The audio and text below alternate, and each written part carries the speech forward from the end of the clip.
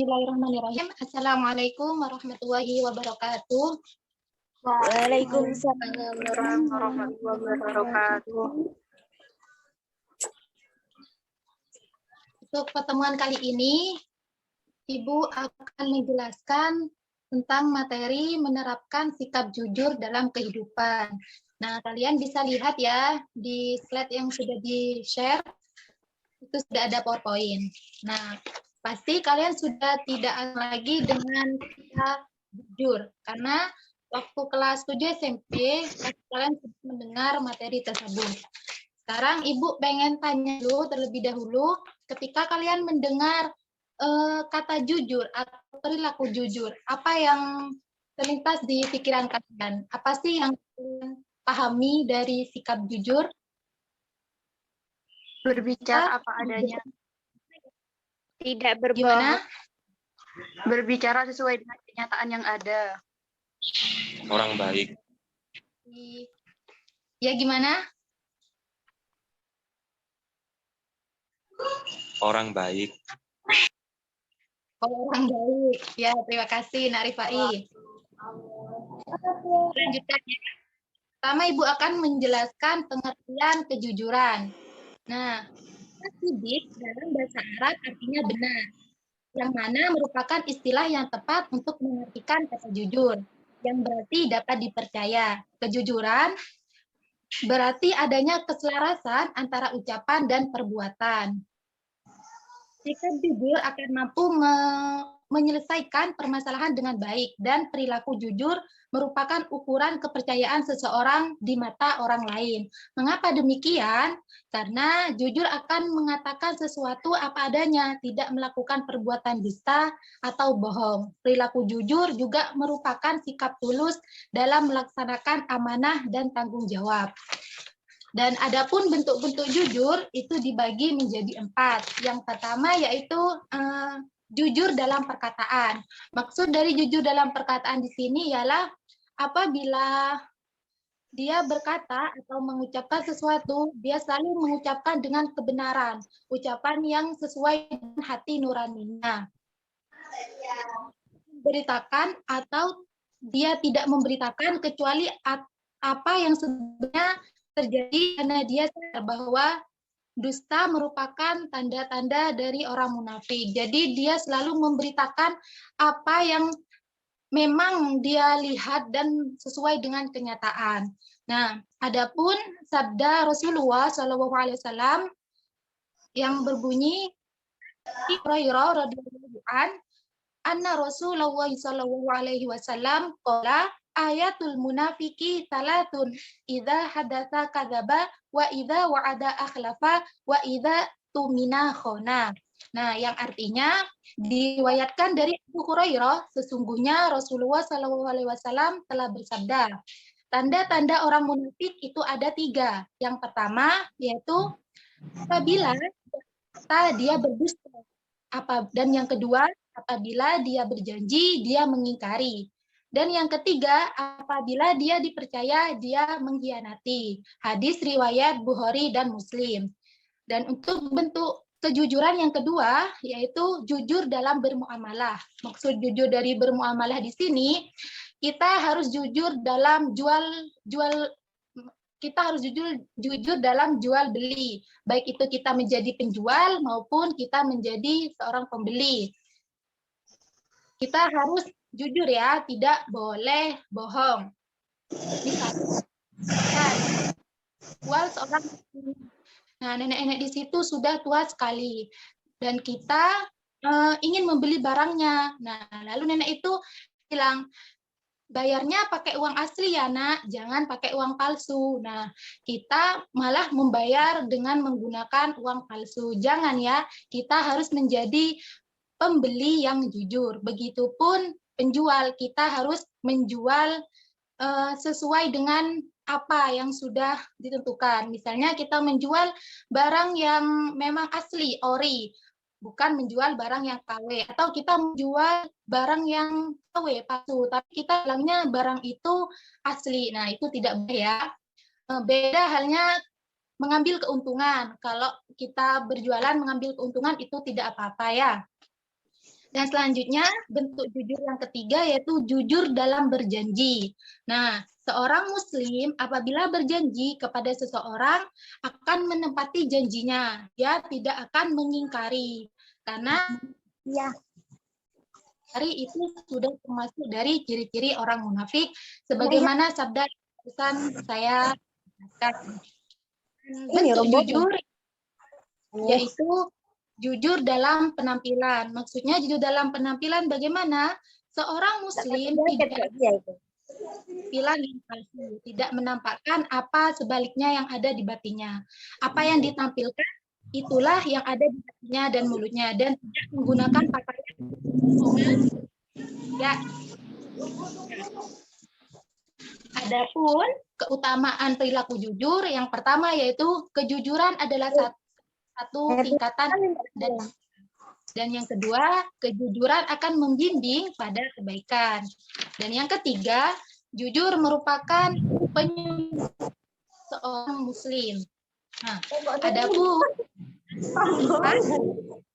Allah Subhanahu wa taala yang memerintahkan lalu berjujur Quran surah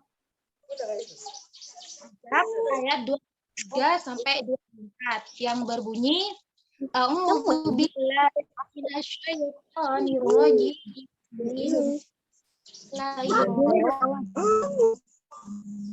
Minal mu'minina rijalun shadaqu ma 'ahadu 'ala Allah.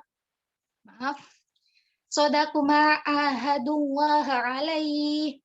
Faminhum man qada nahbah wa minhum may yantadiru wa ma baddalu tabdila. Liyajziyallahu as-shadiqina bisidqihim wa yu'adzibal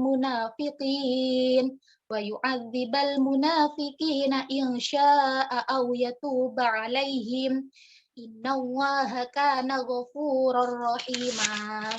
Yang mana artinya adalah di antara orang-orang mukmin itu ada orang-orang yang menempati apa yang telah mereka janjikan kepada Allah. Dan di antara mereka ada yang gugur. Dan di antara mereka ada pula yang menunggu-nunggu dan mereka sedikit pun tidak mengubah janjinya. Agar Allah memberikan balasan kepada orang-orang yang benar itu karena kebenarannya. Dan mengadab orang yang munafik jika dia kehendaki. Atau menerima tobat mereka. Sungguh Allah Maha Penyayang dan Maha Pengampun. Nah, dari ayat tersebut itu sudah jelas ya bahwasanya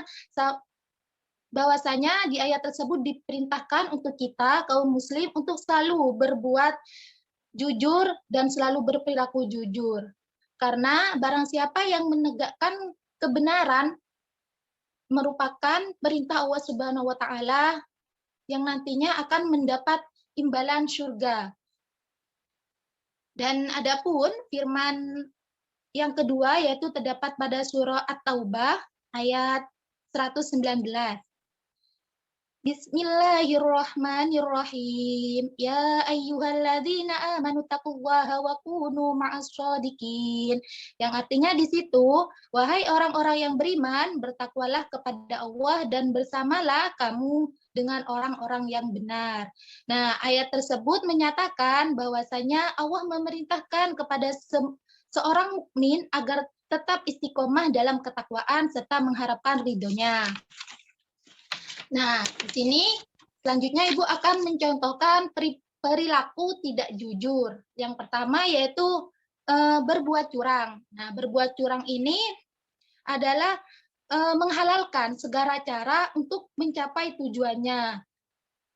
Jadi perbuatan curang itu tidak boleh ya, jangan sampai melakukan perbuatan curang, itu tidak boleh. Yang kedua, contoh perilaku tidak jujur yang kedua yaitu manipulasi data. Maksudnya yaitu menghilangkan atau mengkaburkan informasi atau data agar terjadi ketidakbenaran informasi. Dan itu tidak boleh ya, manipulasi data itu tidak boleh. Yang ketiga yaitu sumpah palsu. Maksudnya sumpah palsu itu bagaimana sih? Nah, sumpah palsu itu sering terjadi dalam urusan persidangan, memberikan kesaksian palsu, menyampaikan informasi yang tidak sesuai dengan dengan fakta. Itu juga tidak boleh. Dan yang keempat, contoh perilaku tidak jujur yang keempat yaitu menyebar berita bohong. Maksudnya bagaimana?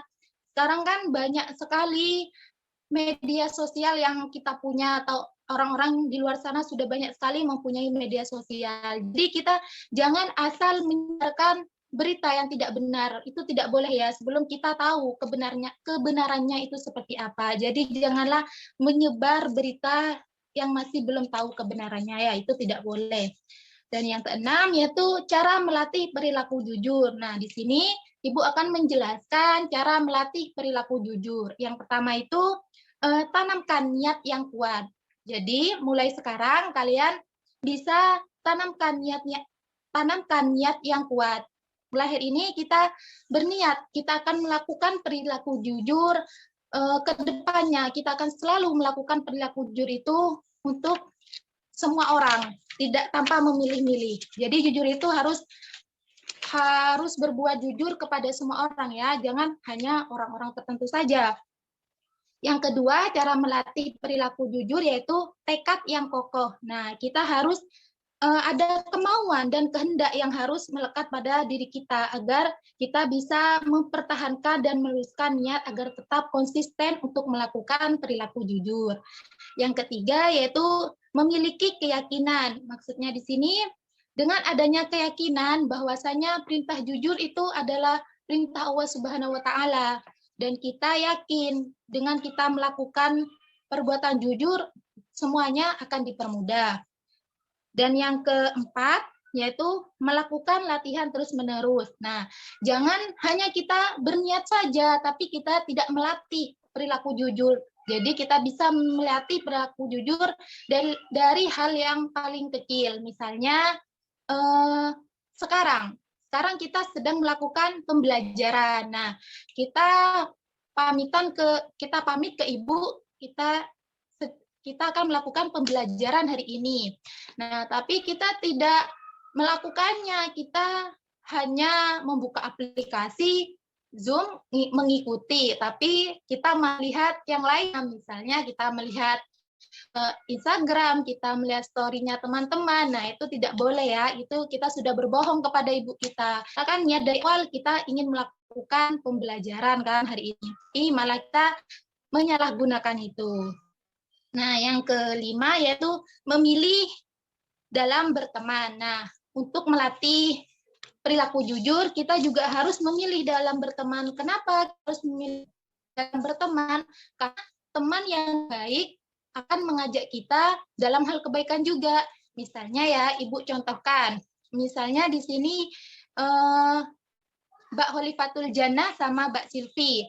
Mbak Khalifatul Jannah di sini selalu berbuat baik. Nah, sedangkan Mbak Silvi, ini contoh ya, sedangkan Mbak Silvi masih sering kadang itu melakukan perbuatan bohong. Nah, lama-kelamaan Mbak Silvi pasti merasa, aduh malu nih sama Mbak Khalifah, karena Mbak Khalifah sering berbuat jujur. Kok kenapa saya masih sering bohong ya? Nah, itulah fungsinya jika kita berteman dengan orang yang baik. Pasti lama-kelamaan kita akan merasa atau kita akan malu pada teman kita, dan nantinya kita juga bisa berbuat jujur, bersikap jujur pada semua orang. Dan yang keenam yaitu membiasakan. Nah, membiasakan perilaku jujur dalam kehidupan. Tadi kan Ibu sudah menjelaskan yaitu melatih, dan sekarang harus dibiasakan. Nah, karena kita sudah sering berbuat jujur, nah lama-kelamaan itu pasti kita akan menjadi kebiasaan. Kita akan selalu berbuat jujur kepada semua orang. Untuk yang selanjutnya yaitu hikmah berperilaku jujur. Nah, adapun hikmah yang bisa kita rasakan dari perilaku jujur, yang pertama itu adanya perasaan nyaman dan hati tenang. Jadi kalau kita berbuat jujur, kita melakukan perilaku jujur, pasti kita akan tenang, kita tidak akan takut. Kalau kita berbuat bohong, misalnya hari ini kita bohong, pasti nanti kita akan kepikiran itu, kita akan gimana ya nanti kalau ketahuan bohongnya saya, pasti nanti saya dimarahi. Nah, pasti kita tidak tenang. Kalau kita jujur, pasti semuanya akan tenang.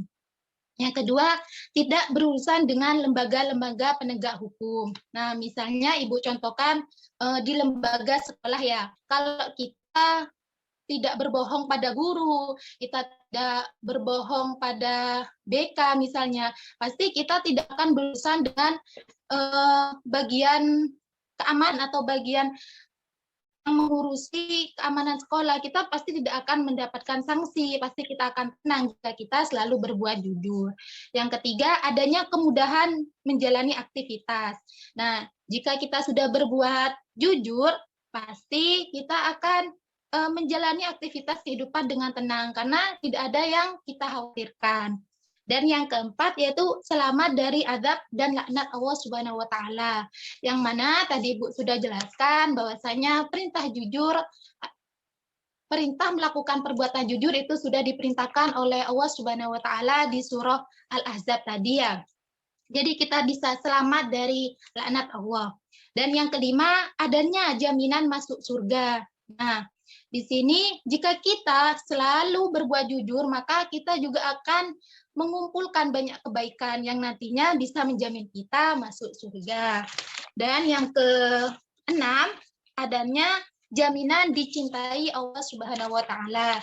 Jika kita sudah banyak sekali melakukan kebaikan, kita sudah menjadi kebiasaan kita melakukan kebaikan, maka kita akan dicintai oleh Allah Subhanahu wa taala dan Rasul-Nya.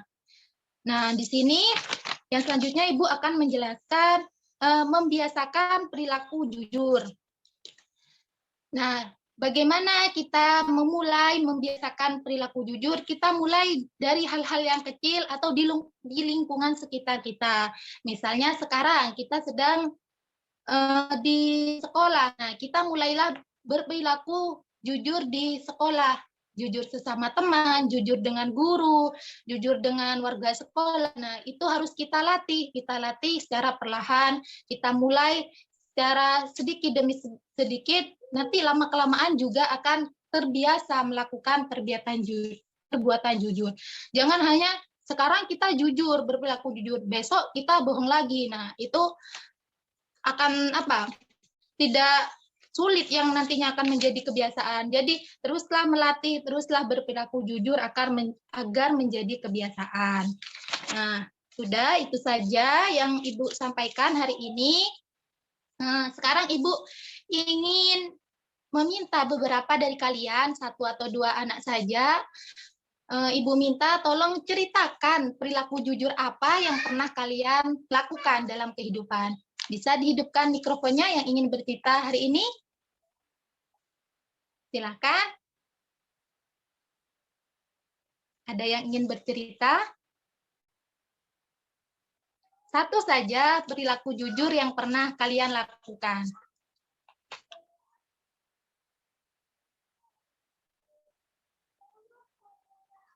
Apa Ibu tunjuk saja ya? Satu saja ya. Coba Mbak Miftahul Jana bisa menceritakan perilaku jujur yang Mbak Miftahul Jana pernah lakukan? Iya, Bu. Pernah jujur dalam hal apa, Mbak Miftah? Itu waktu teman-teman tanya, MJ sudah mengerjakan tugas gitu. Saya jawab jujur sudah, Bu. Biasanya kan ada kan anak-anak yang ditanya sudah mengerjakan tugas tapi bohong. Gitu. Oh ya, terima kasih Mbak Miftahul Jana ya. Itu termasuk perbuatan jujur ya. Tadi sudah ceritakan sama Mbak Miftahul Jana. Ada yang cerita lagi perbuatan jujur yang pernah dilakukan? Bisa dihidupkan mikrofonnya? Yang ingin bercerita?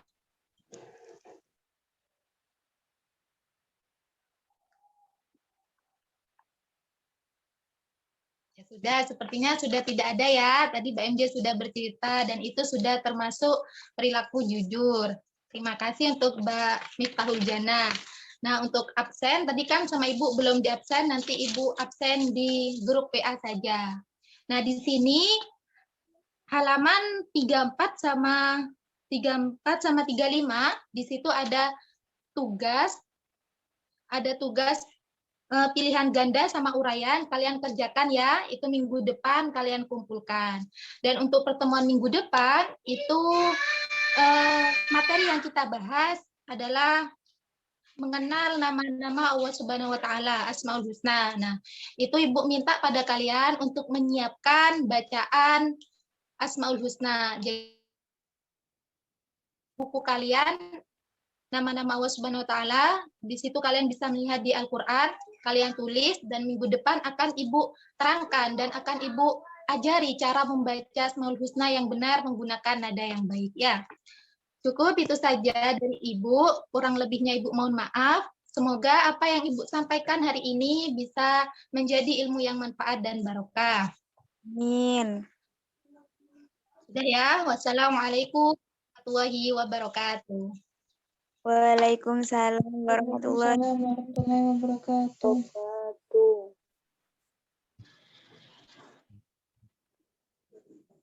Ini Yuni. Yuni.